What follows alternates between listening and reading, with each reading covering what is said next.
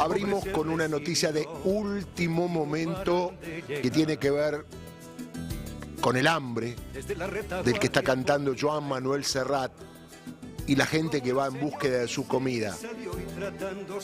Hace instantes la Sala 2 de la Cámara Federal acaba de resolver con la firma unánime de los 3 jueces, Martín Irurzun, Eduardo Fara y Roberto Boico, confirmar el fallo del juez Sebastián Casanelo, que fue motivo de apelación. ¿Qué decía Casanelo? Que era un plan para entregar los alimentos. Algo que no presentaron a las 72 horas del plazo que le daba la medida cautelar y que habrá que ver si ahora son pasibles de la denuncia de desobediencia quienes son los responsables legales de representar a Sandra Petovelo en este tema que tiene ya una causa penal abierta y una resolución. Encomendar al juez, a Casanelo, que proceda tal cual él resolvió, es decir, a determinar la distribución de los alimentos. El fallo es contundente y durísimo. Usted está viendo, a los que están viendo tele, la parte final, pero antes tiene varias carillas donde se critica duramente los fundamentos plasmados por Leila Yani, que usted la vio ayer en un incidente que estuvo con Juan Grabois, delante de los 3 jueces. ¿Dónde está la solemnidad de un análisis jurídico de un tema tan importante, donde no nos olvidemos que Sandra Petovelo está acusada del delito de incumplimiento de los deberes de funcionario público y abuso de autoridad? Que el árbol no tape el bosque. En este caso el árbol es más grande porque es alimentar a la gente que tiene hambre, con alimentos que ya están ahí desde el gobierno anterior y que no sabemos por qué esta área del gobierno de Milei decidió no repartirlos. Y la justicia tuvo que intervenir porque hubo una denuncia y porque había que dar cuenta al Poder Judicial que había un montón de alimentos ya con fechas para repartir que a partir de que asumió Milei no se cumplimentó. En el punto 3, usted está viendo allí, habla de encomendar al Colegio Público de Abogados el tema de que informe sobre los 2 personajes que estuvieron allí desde el punto de vista jurídico, como la doctora Leila Yani y como Juan Grabois, porque los incidentes fueron graves. Y hoy se ha formado una investigación administrativa acerca de qué pasó. Porque me cuentan que llamaron desde el Colegio Público de Abogados, el propio Gil Lavedra, el presidente, indignado por lo que había visto en la tele, cómo en el ámbito del Poder Judicial ocurren estas cosas con abogados del Colegio Público de Abogados. Por lo tanto, se abrió una investigación para sanciones disciplinarias, porque hay un tribunal de disciplina allí en la Cámara Federal para juzgar las conductas de los abogados. Llamó la atención ayer, porque hay una parte que no la vimos aquí, porque esto se conoció después, que cuando exponía Grabois, los jueces parecían muy callados.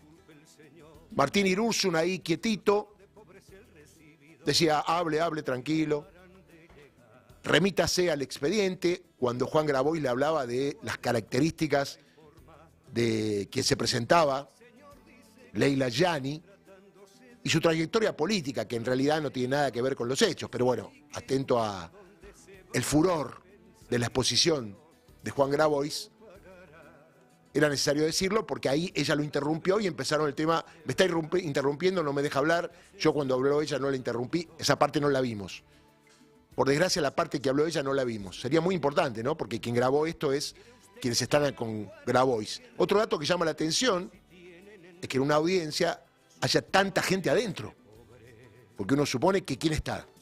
Obviamente Juan Grabois y algún otro abogado, como querellante, el fiscal de Cámara, que no fue, pero minutos antes su dictamen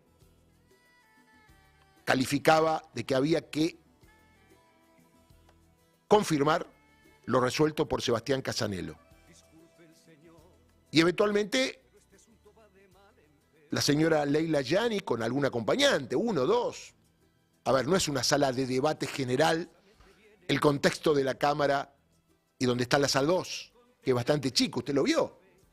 Además, es un lugar solemne, donde no se grita, donde las partes exponen sus argumentos, no hay debate entre las partes, se puede presentar un escrito, podía haber alguna de las dos partes que no iba. Claro, fueron las dos porque la que no iba pensaba, si no voy yo va a hablar el otro solo. Y está muy bien, le estoy hablando en términos judiciales esto. Hay muchos casos que no va ninguna de las partes y presentan escrito y los jueces no tienen que estar allí para escucharlo. No le gusta mucho a los jueces el informe in voce porque después se presenta un escrito acompañando y es lo mismo que te van a decir. Pero a veces es muy importante porque puede ir la víctima o el victimario de algún delito y es importante que los jueces le conozcan la cara a las personas sobre que tienen que resolver sobre su suerte en causas penales abiertas, porque cuando se hace una apelación es porque hay algo abierto, una investigación de un delito o eventualmente algún delito que se pudo haber cometido. Por eso, que aquí tengo en este momento el fallo, que me mandó Cato la reproducción, es el juzgado 7, secretaría 14, es el expediente 375/2024, y es muy largo, y voy a ver si rescato algunas frases. Llegado a este punto, es tiempo de analizar si es admisible la protesta del Ministerio de Capital Humano de que estamos ante una cuestión política no judiciable. ¿Se acuerda que dijo eso? Y que el juez ha avanzado sobre una competencia que no le es propia. Mi respuesta es enfáticamente no, dice uno de los jueces.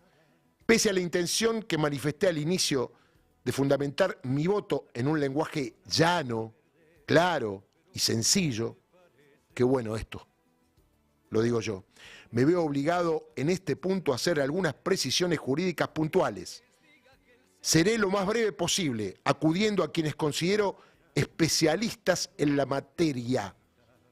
La primera de ellas es que no existe una definición precisa en la jurisprudencia de la Corte sobre este asunto, que se haya mantenido a lo largo de los años, es decir, cuestión política no judiciable.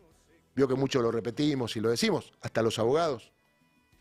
Nunca se ha trazado, más que definir con precisión los bordes de las cuestiones políticas a las que acudió recurrentemente la Corte Suprema Argentina, estableció una serie de causística de ellas. La evolución al respecto ha sido muy importante, pero en ningún modo definitiva. Desechado el tema de cuestión política no judiciable. El otro tema es que no era competente el doctor Sebastián Casanello, y claramente los jueces le dicen que para investigar un posible delito cometido por una funcionaria pública, la competencia es exclusiva de los juzgados federales que están en Comodoro Pi. Este es el primer voto a los cuales adhieren los otros dos. También estaban los abogados del CELS presentes, si bien habló Juan Grabois, también el CELS estaba presente y se remitía el CELS en su presentación a las consideraciones de la acción colectiva y señalada ya en la medida cautelar que había dictado el doctor Casanello.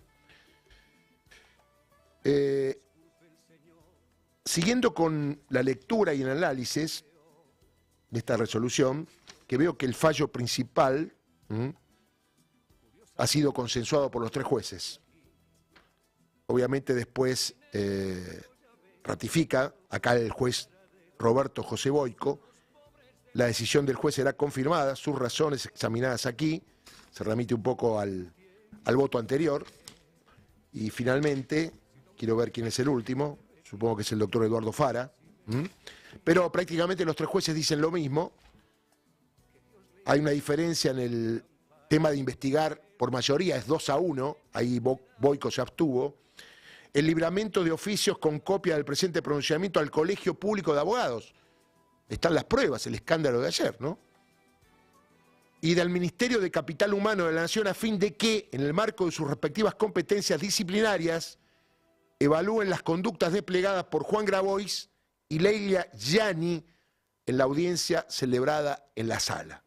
Lo que estoy leyendo es lo que usted está viendo ahí.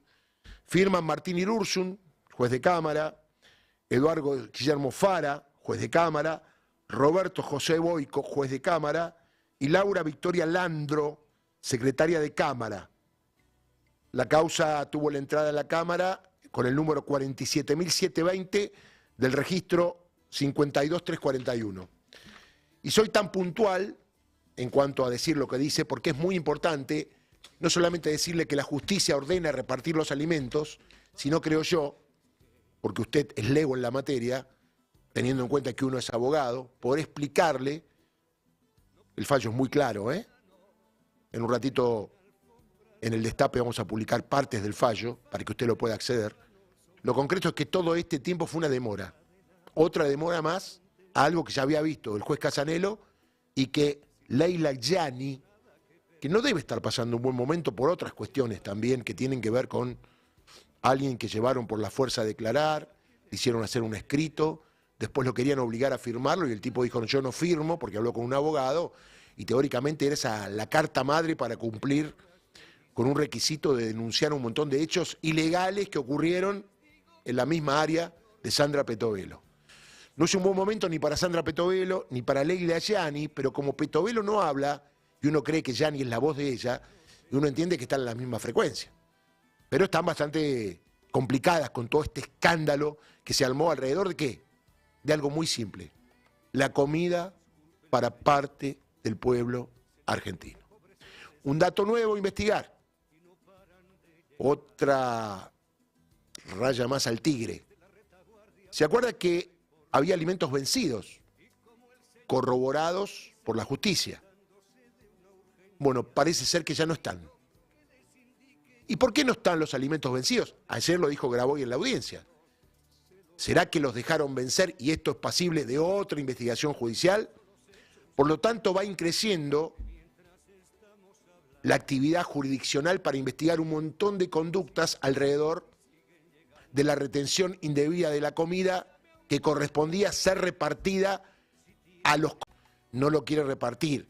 Los que los compra o le donan, lo reparte como quiere, ya no es materia de esta investigación.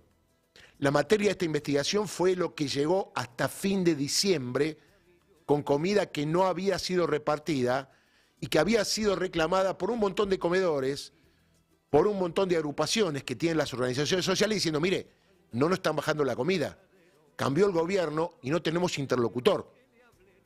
A esto hay que sumarle que cuando frenaron la entrega, porque esto también está aprobado, la ministra Sandra Petovelo públicamente dijo, y está filmado, que vengan de a uno, yo le voy a tomar los datos y le vamos a dar la comida. ¿Se acuerdan? Esto implicó que al otro día hubo una cola de 10.000 personas a lo largo del alrededor de la sede donde está Petovelo, que obviamente nunca avanzó, porque era imposible. Y la cosa quedó ahí. Vio que acá en la Argentina todo pasa, quedó ahí. Y la gente siguió sin tener los alimentos para poder comer. Mire, a los 177 días del gobierno de Milei tenemos un fallo que le está diciendo al presidente y de ahí para abajo, entreguen los alimentos. Y si el juez ordena que entreguen los alimentos y la Cámara lo confirma, implica esto que estamos en la investigación de un delito. Porque el delito se consumó. La denuncia es, tienen alimentos y no los entregan. El juez ordena entregarlos y ahora va por investigar la conducta desplegada por Sandra Petovelo, por Leila Yani y de ahí para abajo quien corresponda. Pero no se empieza de abajo para arriba en la investigación judicial, se empieza de arriba para abajo, porque si hay una orden política de no hacer esto, que se convierte en algo con consecuencias jurídicas, tiene que haber una responsable. Esto no tiene nada que ver, ni va en desmedro con la situación de la ministra en su cargo. lo decía ayer Juan Grabois, a él le interesa la distribución de los alimentos y eventualmente, si hay responsabilidad penal, será la justicia, será el juez Sebastián Casanelo, que me cuentan que hubo muchas presiones para querer sacarlo, presiones para que se cambie el fallo, pero por suerte los jueces, como debe ser, no aceptaron presiones y obviamente, como le dije yo acá, si usted tiene memoria, acá le dije que el Poder Judicial, a través de la Cámara Federal, no se iba a comer, hablando de comida y de hambre, quedar ante la sociedad como los responsables de que no se entreguen alimentos ya conseguidos y ya determinados a la gente que está pasando hambre. Por lo pronto, si bien la justicia no tiene mucha credibilidad, todo lo contrario, y habrá que trabajar para que la recupere, porque en una buena democracia la justicia tiene que ser creíble, si no somos ciudadanos de segunda. En este caso concreto, la responsabilidad exclusiva de que los alimentos no hayan ido todavía hoy, porque solo la leche se repartió, a los comedores que lo necesitan o a lo que el gobierno disponga de cómo lo va a distribuir, pero eran alimentos no comprados por este gobierno, es decir, que lo tienen encanutados sin haber gastado un peso para tenerlos. ¿Usted me entiende? Porque ahí hasta podría haber malversación de caudales públicos, porque eso se compró con dinero que gastó el gobierno anterior sobre la base de un presupuesto que había el 2023 y estaba aprobado por ley, si no, no lo hubiesen comprado. Entonces, en el ámbito judicial, este es el primer caso, porque hay otro, el tema de corrupción, que va por otro lado y que seguramente es mucho más profundo y mucho más grave, porque eso es corrupción lisa y llana. Acá puede haber corrupción, puede haber negligencia, incumplimiento de los deberes funcionario público, es no haber hecho lo que tendría que hacer como funcionario público y que las normas mandaban hacer. Así que en este caso, los señores jueces y el Poder Judicial ha actuado en consecuencia como debe actuar. Así que si a alguien le molesta lo que se ha resuelto, como canta Serrat, disculpe el señor. Disculpe el señor, pero este es un